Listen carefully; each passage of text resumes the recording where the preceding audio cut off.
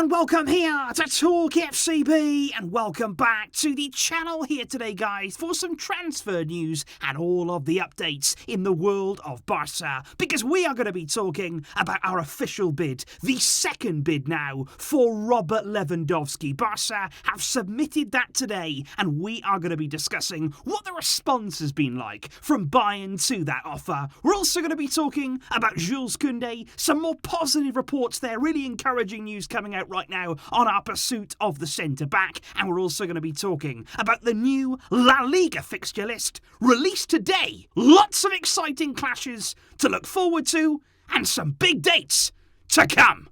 So sit back, relax, the second video here of the day. Let's do it. But I do want to start, first of all, in today's video, guys, with a little bit of reassurance, because obviously when the summer transfer window comes around, I think, to be honest, it makes everybody feel a little bit anxious, a little bit on edge. You know, we're all sitting around waiting every single day, waiting, hoping, wondering what's going to happen. And I think even more so this summer, you know, we all want to see a rebuild at this club. We all want to see things starting to take shape. And, you know, at this stage, I think the club would actually deny that they would have liked to have been a little bit further along in their transfer plans. They would have liked to have made a little bit more progress than we have done. You know, given some of these rumoured deals, we would like to have been closer to getting them wrapped up. But I just want to stress, guys, and say right here today, we do have to stay patient. It is difficult, and believe me, I am very much aware of that, but we are only here entering the very end of June. It does seem as though this month of June has lasted a whole lifetime, but there's still plenty of time still to go. La Liga's transfer window, officially, it hasn't even opened yet. That only actually opens on the 1st of July. And I think if we are being honest, I think the club in general has been waiting a little bit. We have been forced to maybe do business in a bit of a different way to other clubs because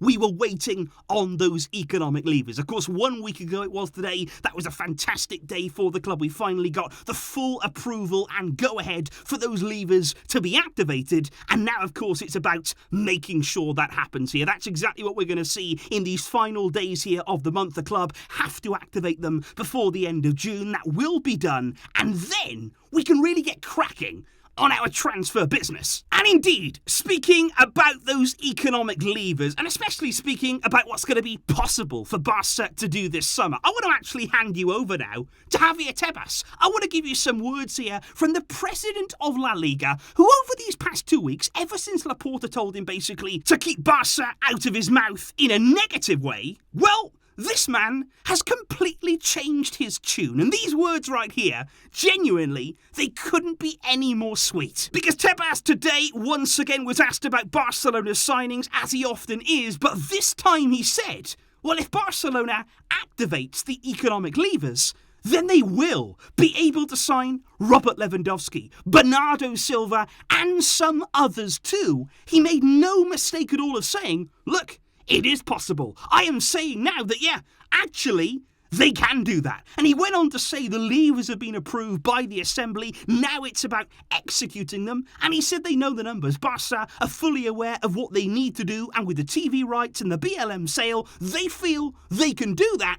And then there will be those signings. They can make those signings and some more. And that, like I say right there, that is a quite stunning turnaround there from Javier Tebas. Let's not forget, just a few weeks ago was saying Barca, Lewandowski, they've got no chance. They can't sign anyone right now. And now we have come full circle, and isn't that beautiful to see? Because this right here, guys, this is, in essence, Barca's dream transfer window. If you ask them right now what they would love to be able to do, it would be this. This was MD's cover on Wednesday morning. It would be Robert Lewandowski, Bernardo Silva, Jules Kounde. 3 world-class players, in my opinion. 3 different areas of the field, and they feel as though that would have them brilliantly covered for the coming season. Now, first of all, on Robert Lewandowski, we have known now for several days that that second bid from Barca was on the way. It was coming, and indeed today, that official proposal, it has been sent. Because Barca's second offer is 35 million euros fixed,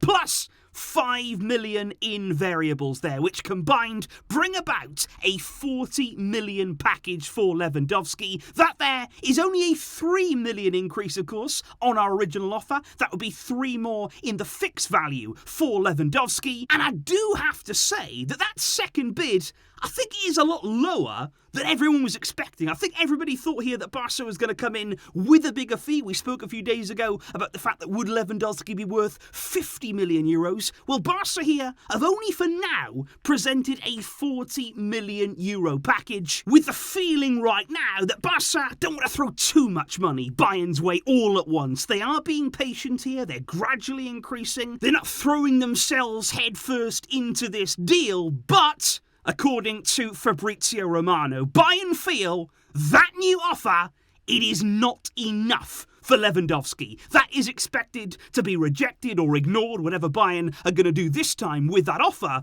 But I do think that's interesting, even in itself there. The fact that Fabrizio says there that Bayern feel it's not enough. Because I would take that. In all honesty there, that would actually represent progress for Barca. Because not enough is very different, in my opinion, to just no. Not enough says, look, we want more money. We need more money to make this sale happen. That doesn't say to me he's not for sale. So my question here would be if there is to be an increase on that offer, if Barca feel as though there is more to give, and I do feel as though Barca would go higher than that. We've heard plenty of rumours, like I say, saying that they would. So I just wonder now where we go from here and what happens next on Lewandowski. And then, of course, when you're speaking about this trio, you've got Bernardo Silva, and you do feel as though we can only really get started on that deal if and when the sale of Frenkie de Jong goes ahead. So if he does go to United, only then will Barca really open talks with Man City, although they already have an idea of what they would want this summer.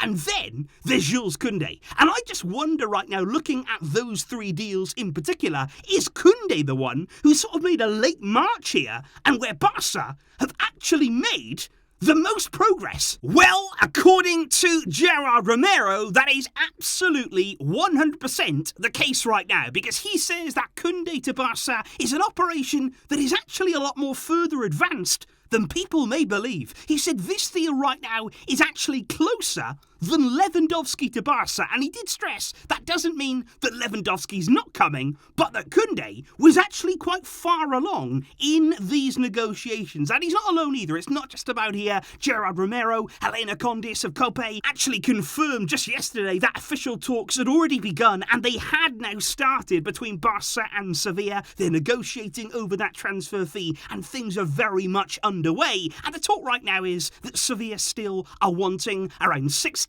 to 65 million euros this summer for Kounde, but that's a fee that Barca are not really willing to pay. They're not willing to go that high for Kounde. They will, in these negotiations, try in some way to reduce that fee. It's been reported there that maybe even Joan Laporta himself could take the lead in these negotiations. Apparently he has a really, really fantastic relationship with Sevilla, so he's going to do the talking in this deal. And whilst you may think that maybe Sevilla, they're never really going to alter that valuation, of course we've got interest as well from Chelsea. That's something that we have to bear in mind. And of course Sevilla are in the position where they can demand huge money for Kounde. They're in control, of course.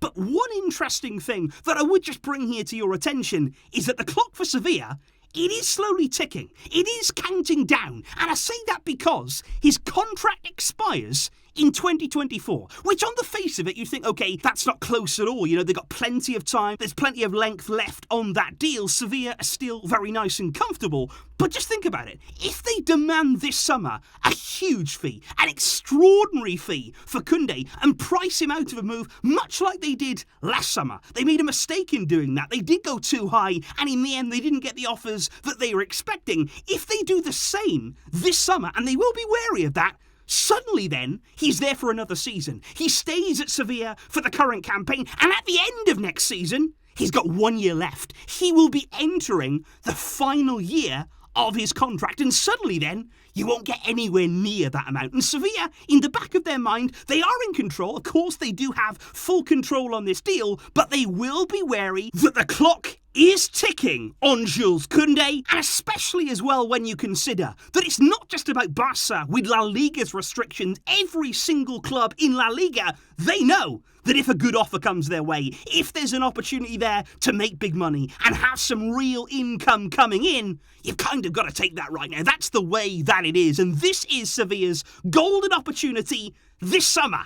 and this summer alone, really, to sell Kounde for the big money. But indeed, guys, speaking about new signings and speaking about the new season, why don't we get on to that business of the brand new campaign? Because today it was officially released by La Liga, the fixture schedule for the coming season, and there's some really exciting and really interesting clashes that, of course, we have to look forward to, because it has been confirmed now that Barça will open up their season, the brand new campaign, at home. I think that's great news there on August the 13th to 14th, of course the season starting a little bit sooner because of the World Cup break that we have to have in the month of December. And Barça will be facing Rayo Vallecano at the Camp Nou in that opening game. I think that's a very interesting one, considering that last season we lost both of our matches against Rayo. So there's a really early opportunity there in the season to start putting things right, to start showing the real Barça in the season to come. And our second league game will be away at the Anoeta against Real Sociedad. That, of course, as well, never an easy game. You remember it last season, not so long ago, it was Aubameyang's winning goal that gave us all 3 points. It was a real battling performance at the Anoeta. Of course, as well, though, the two very important dates and the two key dates of any upcoming season calendar, it's always going to be about El Clásico. When exactly are we facing Real Madrid? Well, on the 16th of October,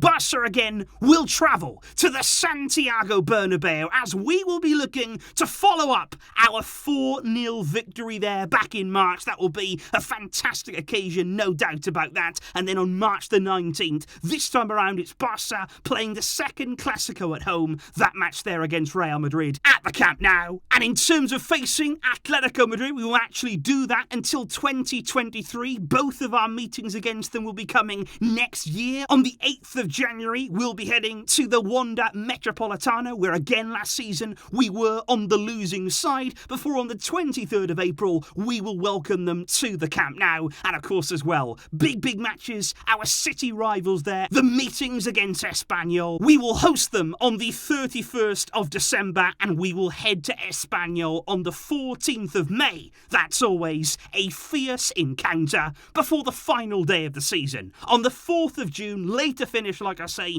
because of that World Cup break, Barça will be away at Celta Vigo. And you do wonder that by the time that final game comes around, what position are Barça going to be in? What season will we have had? There is so much to come in that time, hopefully plenty of excitement. And what we have to do now is have a really strong transfer window, get our targets over the line, work hard, work tirelessly in pre-season to make sure that each and every one of our players is in the best condition, is prepared for the season to come. We've got to hit the ground running. We've got to make sure that we hit back this time around with Xavi. From the very beginning of the season, we expect a title fight. We are hoping for a title fight, and I already can't wait to get it all underway. So please, guys, do let me know your thoughts in the comments down below there. Firstly, on the fixtures for the new season. What matches are you looking forward to quite early on here? But how are you feeling so far? Looking ahead now to that brand new campaign. And of course, the latest there on Jules Kounde, on the transfer window progress. And those words, those incredible words from Javier Tebas. Let me know all your thoughts down below. And like I say, I do have a video as well over on MORETALKFCB. If you guys want a bit more news and a bit more viewing, today it's there for you. Thank you as always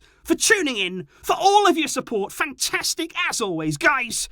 I will be seeing you soon, but until next time, as always, Visca El Barça.